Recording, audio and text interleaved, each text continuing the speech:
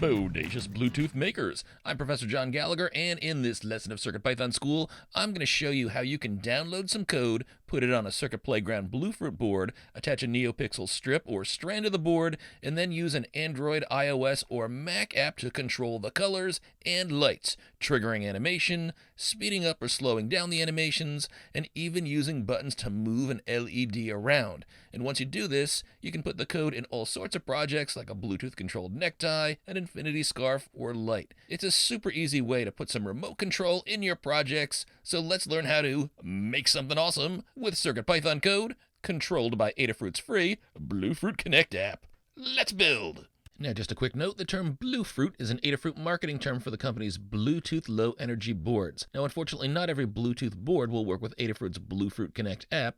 For example, even though the Raspberry Pi Pico W boards support Bluetooth, they won't work with the code that I'm about to show you. But the CircuitPlayground Bluefruit is a great board, especially for newbie makers, and the app integration with the Bluefruit Connect app is one of the reasons why I start my courses using this board. Now for our demonstration, I have a CircuitPlayground Bluefruit running CircuitPython. You can see that I've bolted on a NeoPixel strand. This one has 20 LEDs, and I've attached this to signal wire going into pad A1, power to V out, and ground to GND. And if you don't have one of these strands, you can absolutely use the NeoPixel strip that we've been using in our prior lessons. You'd clip these three wires to the same pads, A1, GND, and V out. And in fact, you can even modify the code that we're about to use so that you can use the built-in NeoPixel lights that are on a CircuitPlayground Bluefruit board. And if you followed our earlier lessons, you should know how to do that. Now, since we're ready to start, I'm going to plug my board into my computer, and when CircuitPy appears on my desktop, I'm going to launch PyCharm, which is the code editor I've been using in our lessons. So let's start out with nothing in our code.py file. You can delete everything that's in here, and now let's put some code on this bad boy. So I've got some code that you can copy and use in this project on the website named GitHub. GitHub is a place where lots of programmers store their projects. GitHub uses the name repository or repo to refer to the files and folders that are associated with a project. So why don't you open a browser and go to this URL to find the repo for this project. github.com/Gallagher. My last name is spelled unusually. It's like Gal-Laugh-er. Then another slash, and Bluetooth-Mason-Jar-Light. That's all lowercase letters. Press return, and you'll see this page here. That's our project's repo. Now, there's a little bit of information in here in the README file, but the code we want is in the file named code.py, so just click on that, and that opens up our code.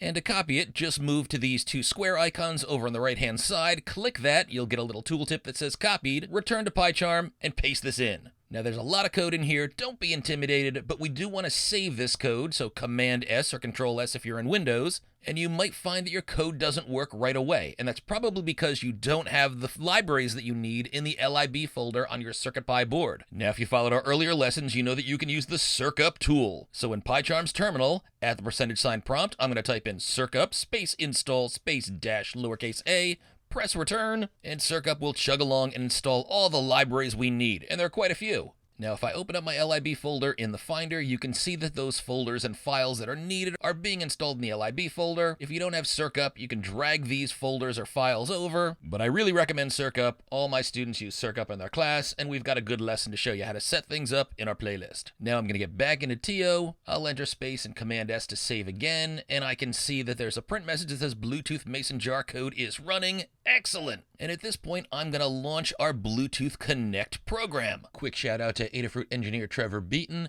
Trev does most of the Adafruit iOS app stuff. It's all fantastic. Now, there are Android, iOS, and macOS versions of the Bluefruit Connect app, so you can search that out in your respective app store. Make sure you get the Bluefruit Connect version. There are other versions that have Bluefruit in the name. You want Bluefruit Connect. I'm going to run the macOS version here, but all the apps should work pretty much the same. There's an Adafruit Learn Guide online. Feel free to check that out, and these apps can do a lot more than I'm demonstrating here. It's a great thing to explore. Now, this is what the Mac version looks like. You should find that versions on any other platform look similar to this. And what I see down here is a list of all of the Bluetooth devices that the app is recognizing. And I can see there's one in here that's called Jar Light. Now, the code that I wrote is actually set up to name our CircuitPlayground Bluefruit Jar Light when this code runs. If I head back to PyCharm and type Command-F, Control-F in Windows, and type in jar, I can find the exact line where I set my name to Jar Light. If you decided you wanted to change this name to something different, you can go ahead and do that, but make absolutely certain that your name is smaller than 11 characters. Go over 11 characters, you're going to run into some problems. And if you're in a classroom with a bunch of other students, I'd use a unique name, like say, part of your last name and first name. If you change your name here, just make sure that you save to rerun your code with the new name. So now to connect to our JarLite code, let's head back to our Bluefruit Connect app and find the name JarLite code, or whatever you renamed your code to. I'm going to hover my cursor over to the right of that name, and I can see that there's a connect button. I'll click on that. I get a connecting message, and I'm connected. Now, there's a lot going on in here, and we're going to ignore all of it, except for this option here on the right that says controller.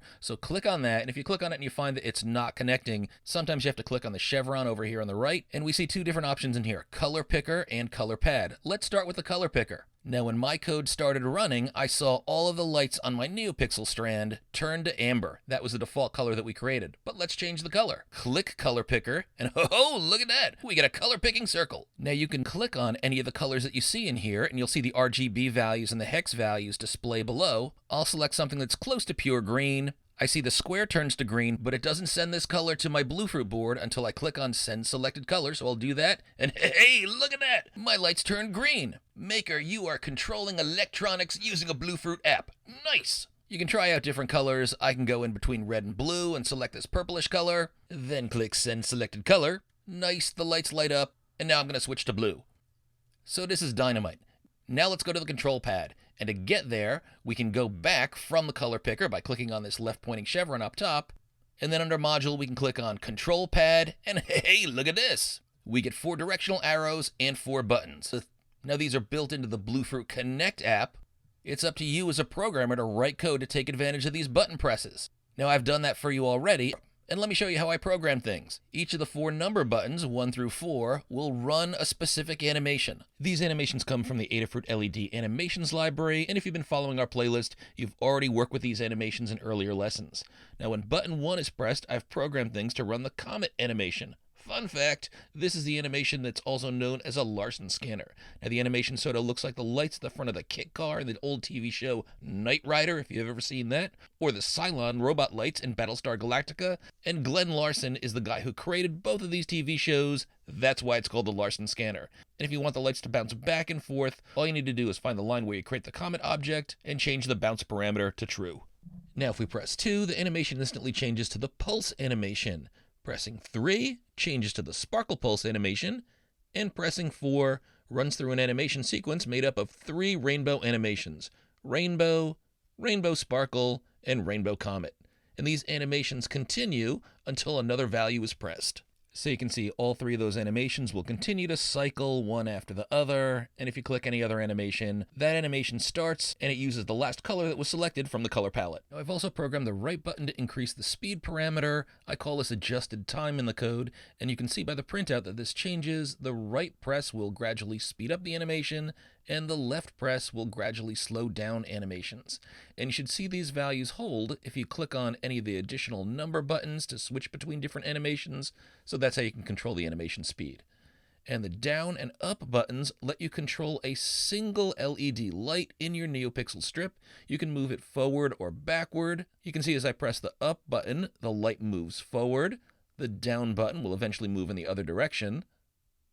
And I use this code in an animated tie that I wrote. My students can download the app and they can control my necktie. They can move the light around, but they can also trigger different animations, change the color, and if you don't wear ties, you can put this in just about any other kind of wearable. I've done this with an infinity scarf that I gave my daughter. You can also put this in a mason jar light if you want to control the lights from an app. It's super fun. Just remember, the first person to connect to the device will control the device until they quit the app, disconnect, shut down their mobile phone, or walk out of Bluetooth range. Then somebody else can connect to the device. In the next video, I'm going to do a simple walkthrough of the CircuitPython code, pointing out those areas where you can change the code to accommodate more NeoPixel lights, change the default animation color, or even modify the code to do different functions when different buttons are pressed in the Adafruit Bluefruit Connect app. So feel good about your skills, maker. You're making something awesome.